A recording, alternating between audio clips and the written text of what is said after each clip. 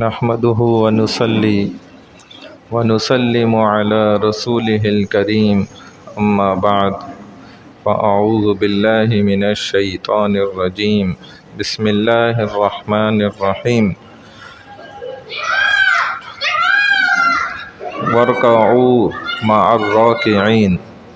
رسول اللہ صلی اللہ علیہ وسلم کی سنتوں کا ذکر کیا جا رہا ہے۔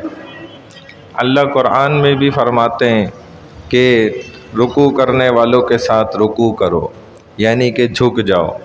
بنی اسرائیلیوں کو اللہ نے فرمایا، کیوں یہ بات کہی تھی؟ حالانکہ سجدہ کرنا، پیشانی کو زمین کے ساتھ جوڑنا، یہ زیادہ بڑی تعظیم ہے۔ اس لیے فرمایا کہ ان کے ہاں عبادت میں رکوع نہیں تھا، اس لیے ان کو اس چیز کا حکم دیا جو وہ نہیں کرتے تھے۔ اگر وہ مسلمانوں کے ساتھ صفوں میں کھڑے ہو کر اور رکوع کر لیں گے تو اس کا مطلب ہے کہ ان کی عبادت میں شامل ہو جائیں گے، لہذا یوں فرمایا۔ نبی کریم صلی اللہ علیہ وسلم نے ساری زندگی کبھی کسی کے سامنے الحمدللہ سر نہیں جھکایا، بلکہ اللہ رب العزت نے آپ کے سامنے بڑے بڑے سلاطین اور بادشاہوں کے سر جھکوا دیا، اور یہ اللہ نے آپ کے لیے ایک بہت بڑا اعزاز۔ اسی وجہ سے کسی بھی انسان کا کسی کے سامنے بھی خصوصاً عبادت کی نیت کے ساتھ نماز کی جتنے بھی ارکان ہیں نا، ان میں سے کسی رکن کو بھی کسی انسان کے سامنے ادا نہیں کر سکتا، نہ اس کے قریب قریب ادا کر سکتا ہے۔ جیسے کسی کے آگے آپ سجدہ نہیں کر سکتے، اسی طرح رکوع بھی نہیں کر سکتے، اسی طرح اس کے سامنے تھوڑا سا بھی نہیں جھکنا چاہیے اور کھڑا بھی نہیں ہونا چاہیے۔ اس کو بھی رسول اللہ صلی اللہ علیہ وسلم نے منع فرمایا۔ اور جو لوگ یہ چاہتے ہیں کہ ہمارے سامنے لوگ لائنیں بنا کے کھڑے رہیں، ہمارے سامنے ایسے کھڑے رہیں، بیٹھے کوئی نہ، اور ہاتھ باندھ کے کھڑے رہیں، وہ ایسا چاہتے ہیں ہم آئیں تو لوگ کھڑے ہو جائیں، تو یہ اس شخص کی بھی پکڑ ہے۔ بہرحال رسول اللہ صلی اللہ علیہ وسلم کی پیشانی اقدس اور آبرو مبارک کا میں نے آج کچھ ذکر کرنا ہے۔ ایک آدھ واقعہ بھی بتانا ہے کہ رسول اللہ صلی اللہ علیہ وسلم کی پیشانی وہ بالکل کشادہ تھی، اور بڑی پیشانی، کھلی پیشانی ہونا نا، جس کی کھلی پیشانی ہو، چوڑی ہو، تو یہ علم والے بھی فرماتے ہیں اور لکھتے ہیں کہ بڑے علم کی بھی نشانی ہے، بڑی دانائی کی بھی نشانی ہے، اور یہ بہت بڑا علم ہے کہ انسان کے اعضاء کو دیکھ کر ہی انسان اس کے تمام خد و خال کا اور اس کی پوری زندگی کا اندازہ لگا لے۔ یہ ہوتا ہے، یہ علم ہے۔ بہرحال رسول اللہ صلی اللہ علیہ وسلم کی جو آبروئیں تھیں یہ کمان کی مانند تھیں، اور بالکل جدا جدا، یہاں سے فرق تھا۔ دونوں آبروؤں کے درمیان ایک یہاں پر نس تھی، اور جب آپ کبھی جلال میں آ جاتے تھے تو صحابہ فرماتے ہیں کہ یہ نس بالکل ظاہر ہو جاتی تھی اور پھڑکتی تھی، نمایاں ہوتی تھی۔ آپ کی پیشانی کے اگر پیشانی کا ظہور یعنی کہ اس کا ظاہر ہونا بالوں کے اگر درمیان سے ہوتا تھا، نمودار ہوتی تھی، تو وہ بالکل چمکدار ہو کر اور جیسے ایک اندھیری میں سے چاند نکل کے سامنے آ گیا، ایسے ظاہر ہوتی تھی۔ آپ صلی اللہ علیہ وسلم سے روشن پیشانی ظاہر ہوتی تھی۔ کہتے ہیں کہ جس جگہ آپ کھڑے ہو جاتے تھے نا، تو آپ کی پیشانی سے ہی اس جگہ پر روشنی پیدا ہو جاتی تھی جہاں آپ کھڑے ہو جاتے تھے۔ اور صبح صادق کا وقت ہو یا سر شام کا وقت ہو، لوگوں کی طرف، صحابہ کی طرف جب تشریف لا رہے ہوتے تھے تو فرماتے آپ کی پیشانی کو یوں ہم دیکھتے تھے گویا وہ روشن چراغ کی طرح جل رہی ہو، روشنی مار رہی ہو، ایسا نور چمکتا تھا۔ حضرت عائشہ رضی اللہ تعالیٰ عنہ بھی فرماتی ہیں کہ ایک مرتبہ میں بیٹھی ہوئی تھی، سوت کاٹ رہی تھی، اور रसूलुल्लाह सल्लल्लाहु अलैहि वसल्लम अपने नालेन मुबारक को सी रहे थे, घाट वगैरह लगा रहे थे, तो आपकी पेशानी से मैंने देखा पसीना निकलता हुआ मुझे नज़र आया और वो नूर फूटने लग गया, पसीना पानी जो था नूर निकलने लगा उसमें से।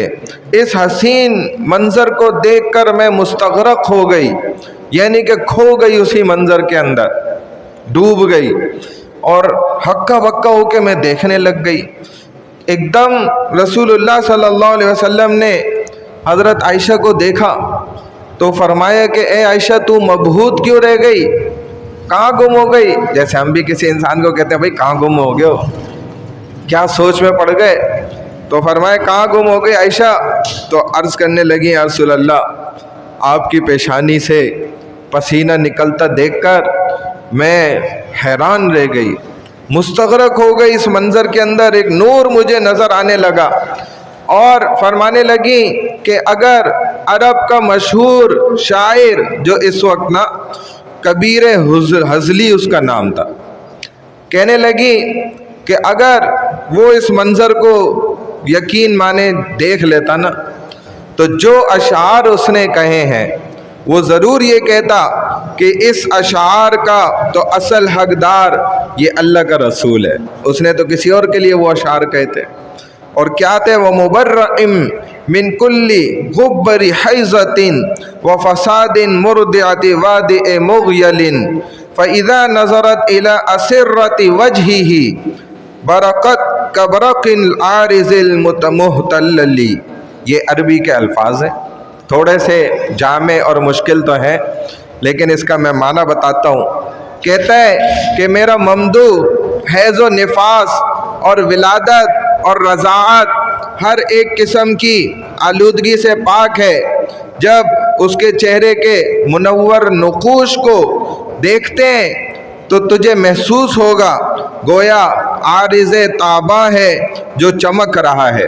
तो हज़रत आयशा रज़ी अल्लाह तआला अन्हा फरमाती हैं मैं हुज़ूर सल्लल्लाहु अलैहि वसल्लम से ये सुनकर जैसे ही उन्होंने सुना तो मेरी तरफ उठकर तशरीफ़ लाए और मेरी दोनों आँखों के दरमियान में ना पेशानी के तरफ बोसा दिया, चूमा और फरमाने लगे आयशा तुम इतना मुझसे कभी खुश नहीं हुई होगी जितना ज़्यादा जिस कदर खुश मैं आज तुमसे हुआ हूँ।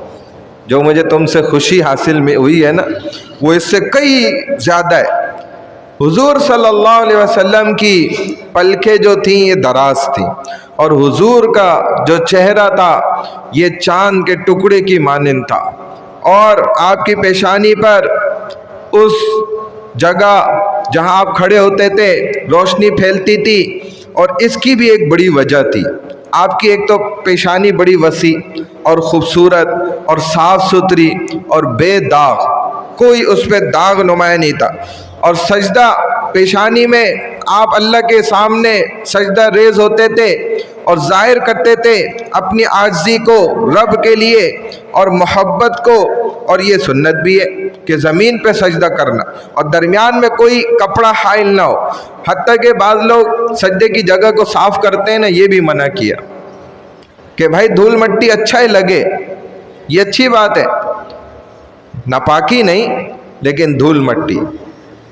तो रसूलुल्लाह सल्लल्लाहु अलैहि वसल्लम इसके बीच में कोई आड़ नहीं आने देते थे, ना कोई कपड़ा ना कोई नरम चीज़ रखते थे, बल्कि सख्त ज़मीन पर सजदा करने को आपने पसंद किया।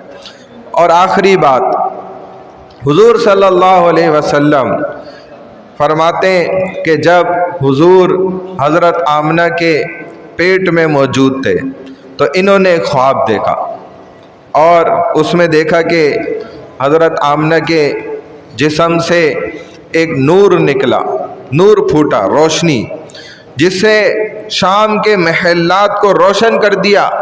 और ये नूर नबी करीम सल्लल्लाहु अलैहि वसल्लम के पेशानी मुबारक से हकीकत में ज़ाहिर होता था।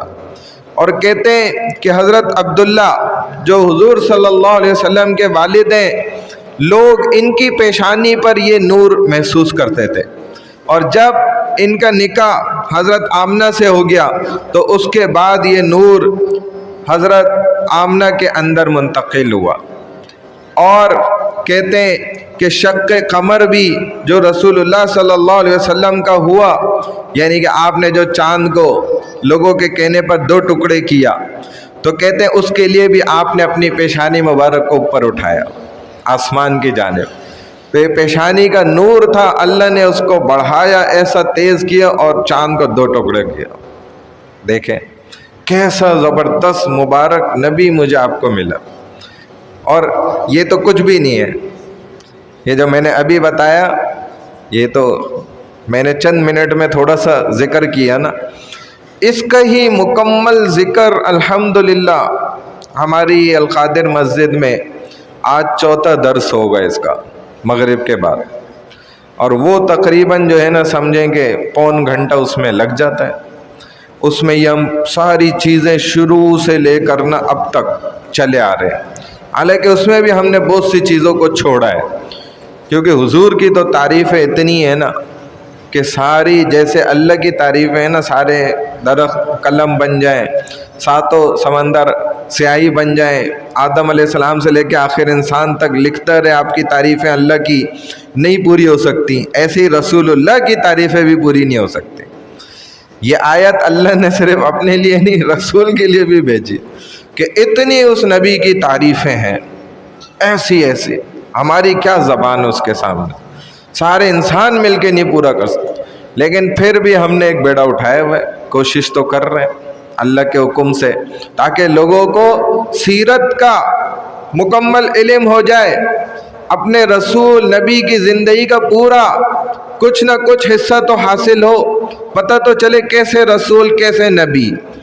تو اسی لیے الحمدللہ آج بھی سلسلہ چہارم 4تھا سلسلہ ہے اس درس کا، وہ مغرب کے بعد ہوگا۔ تمام حضرات سے اس میں بھی شرکت کے لیے درخواست ہے۔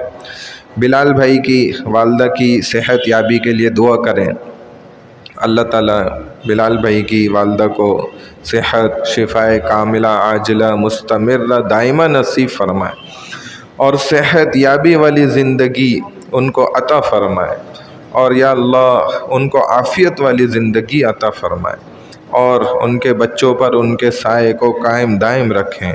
یا اللہ جتنے بھی مسلمان بیمار حال ہیں تمام کو صحت، شفاء کاملہ عاجلہ مستمرہ نصیب فرما دیجیے۔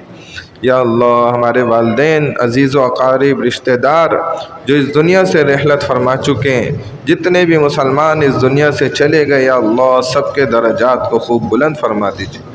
یا اللہ ہم تمام مسلمان جو زندہ بھی ہیں، یا اللہ ہم سب کی بھی مغفرت فرما دیجیے، ہم سب کو گناہوں سے محفوظ فرما دیجیے۔ یا اللہ نیکی کا شوق ہمارے اندر پیدا فرما دیجیے۔ یا اللہ آپس کی بھائی چارگی ہم سب کے اندر پیدا فرما دیجیے، آپس کی محبتیں ہم سب کے اندر پیدا فرما دیجیے۔ یا اللہ دین کی محنت کے ساتھ ہم سب کو جوڑ دیجیے۔ یا اللہ مسجد کے ساتھ ہمارا تعلق جوڑ دیجیے۔ یا اللہ علماء کے ساتھ ہمارا تعلق جوڑ دیجیے۔ یا اللہ اللہ والوں کے ساتھ ہمارا تعلق اور دوستی بنا دیجیے۔ یا اللہ ہماری تمام دعاؤں کو، نیک حاجات کو اپنی بارگاہ عظیم میں قبول و منظور فرما لیجیے۔ سبحان اللہ و بحمدہ، سبحانک اللہم و بحمدک، نشہد ان لا الہ